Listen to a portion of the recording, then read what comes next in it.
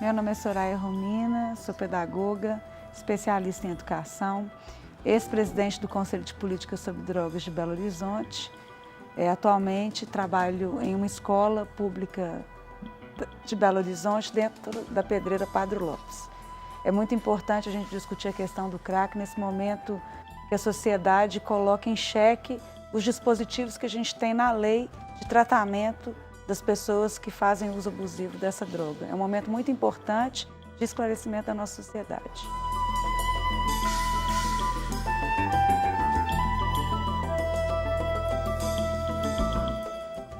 Meu nome é Marta Elizabeth Souza, eu sou psicóloga, especialista em saúde mental, mestre em saúde pública pela UFMG e atualmente estou na coordenação estadual de saúde mental da Secretaria de Estado de Saúde. Na verdade, eu estou na coordenação de saúde mental, álcool e outras drogas. O tema é muito importante de ser discutido pelo momento político também que nós estamos vivendo, quando o governo federal congela o teto de gastos e não está tendo investimentos nas políticas públicas, as quais são de extrema importância para ajudar as pessoas que estão em uso abusivo de álcool e outras drogas.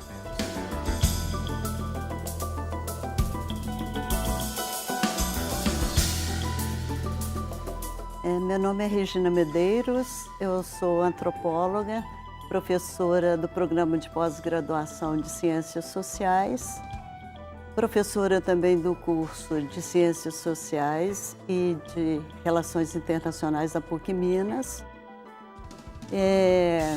Esse tema é super importante de ser discutido nesse momento, porque ele é necessário ter uma explicação, um esclarecimento sobre o que está acontecendo com as questões das drogas, de uma forma geral, sobretudo na população de baixa renda e na periferia, e esse evento que tem acontecido em São Paulo, no Rio, e um pouco também aqui por Belo Horizonte e outras cidades também.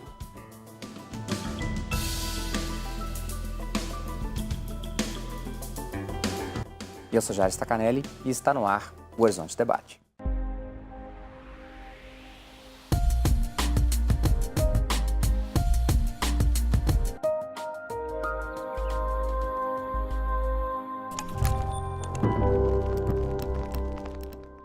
Olá! As ações realizadas pela gestão do prefeito João Dória na Cracolândia de São Paulo nas últimas semanas têm levantado várias discussões sobre o assunto. Segundo o Levantamento Nacional de Álcool e Drogas, realizado pela Universidade Federal de São Paulo, o Brasil representa 20% do consumo mundial de crack. É o maior mercado da droga no mundo. No país, aproximadamente 2 milhões de pessoas já usaram a substância. Estamos vivenciando uma epidemia de crack? A internação compulsória é uma solução? O Horizonte Debate de hoje, mais do que falar sobre droga, é um programa de utilidade pública. Obrigado, professoras, doutoras, pelo aceite do convite. Quando Dom Valmor nos convidou para fazer o Horizonte Debate, ele deixou muito claro a intenção de falar em um programa de TV sobre evangelização, cultura e educação, conhecimento. Eu acho que hoje é um programa para a gente tocar o coração das famílias e das pessoas em casa, dos mobilizadores, formadores de opinião sobre algo tão difícil. Regina, o que você achou da secretária de Direitos Humanos de São Paulo, depois do estardalhaço que foi feito de remover os usuários da Cracolândia, e ela no dia seguinte, falou assim, olha, eu discordo totalmente do que foi feito aqui. O que você achou, professor? Eu achei que ela teve uma lucidez para fazer uma análise do que estava acontecendo, que realmente foi uma barbaridade que fizeram em São Paulo. E eu acho que no lugar dela também é uma questão de direitos humanos, ela tinha que se posicionar de alguma forma e eu acho que ela foi assim, corretíssima na posição dela. Marta, qual que é o estado daquela situação que ocorreu em São Paulo? Assim, Belo Horizonte, tem algo parecido com isso? Eu creio que não. Acho que Belo Horizonte tem alguns locais, né, algumas regiões que você tem, vamos chamar, essas cenas de uso, onde se concentra alguns grupos de pessoas fazendo uso de drogas, né? Temos a Pedreira Padro Lopes, aqui na Avenida Amazonas também, ali indo para Barão, Homem de Melo. Os entornos da rodoviária. Né? Os entornos de alguns lugares, mas a gente não pode dizer que seria igual à Cracolândia, a Estação da Luz, né? Onde tinha um número maior de pessoas. E realmente o que foi feito ali foi de uma violação, de uma violência indescritível, né? E sendo que aquela Cracolândia existe desde 1997. Sim. Soraya, quando falamos, né, quando polemizamos isso, e o telespectador em casa fica se questionando assim, mas como foi um absurdo? O que as doutoras estão dizendo que foi um absurdo? O que você achou do processo? E como que você pode, no movimento, na militância com grupos e ouvindo essas populações, o que é pensar o que essa secretária fez e o que o prefeito João Dória havia ordenado? Bom, primeiro fazer uma análise aqui que a ação desenvolvida na Cracolândia é aquilo que a gente costuma classificar como espanta-palhaço, né? As pessoas foram lá de uma forma absolutamente violenta e espantaram as pessoas que estavam naquele lugar e elas migraram para outras regiões da cidade de São Paulo. Ou seja, a Cracolândia não acabou. Ela continua em São Paulo, em vários outros pontos, né? Do meu ponto de vista, não é a melhor abordagem a ser feita. Nós estamos falando de pessoas que estão ali e que romperam com todos os vínculos sociais, com os vínculos afetivos, com os vínculos sociais, familiares. Ou seja, elas romperam com essa lógica de sociedade que nós temos hoje. Uma abordagem pela via da saúde me parece muito mais assertiva do que aquilo que foi feito em São Paulo, né? Além do que, nós temos que lembrar também que, independente da condição que a pessoa se encontra, ela é um sujeito de direitos, né? Nós não podemos simplesmente entrar num espaço que é público e sair expulsando as pessoas daquele espaço, porque também pertence a elas. Me parece que a secretária de Direitos Humanos de São Paulo ela teve uma lucidez muito grande de perceber que, de fato, é uma situação que extrapola o limite do respeito aos direitos humanos, né? É uma ação que, do meu ponto de vista, dificilmente tem resultado efetivo, né? Porque na medida em que você espanta as pessoas daquele lugar, que tipo de aproximação você vai fazer futuramente para que essa pessoa possa aderir a algum tipo de tratamento?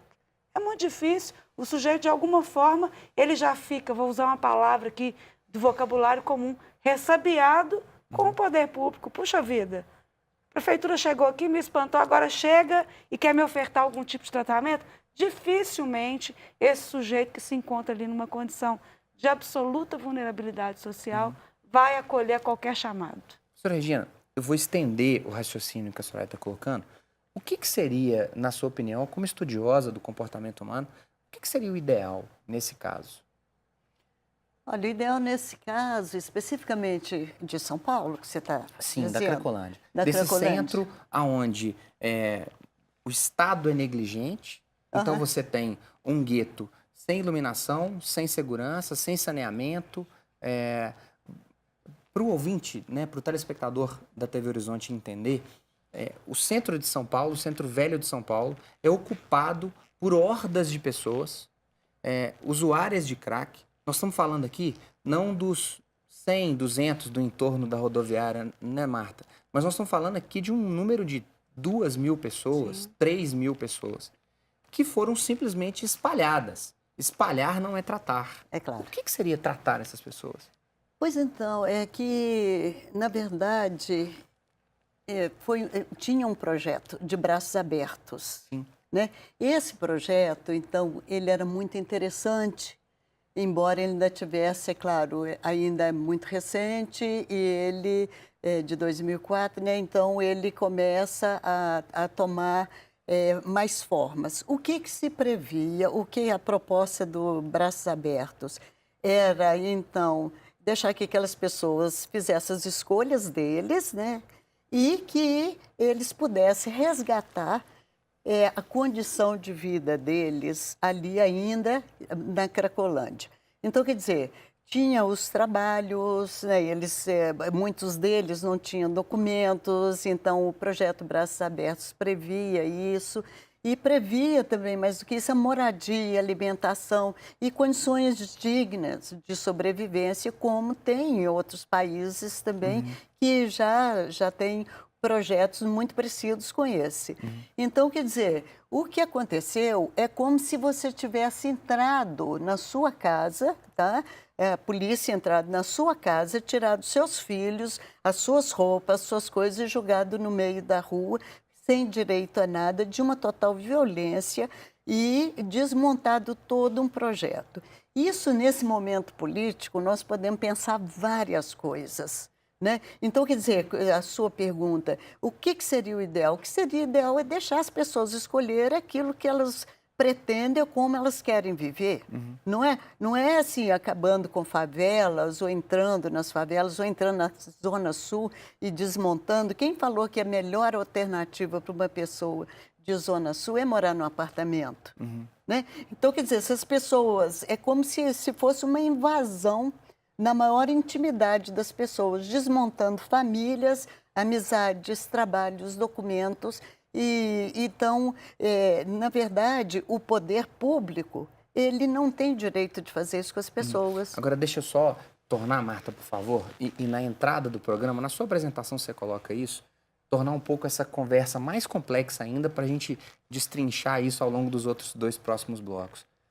O perfil político do governante determina, Marta, as ações que ele toma, a forma com que ele se coloca, determina exatamente isso que a Regina está colocando aqui? Olha, eu penso que a questão do gestor, né, do político, do prefeito, do governador, do presidente da República, em relação às políticas sociais, às políticas públicas, é necessário ele ter uma sensibilidade, entender quais são as reais necessidades da população e, nesse caso específico, como a colega que colocou tão bem, a questão do uso da droga no Brasil, acho que no mundo inteiro, está associado também aqui, especialmente, com a questão da exclusão social. Né?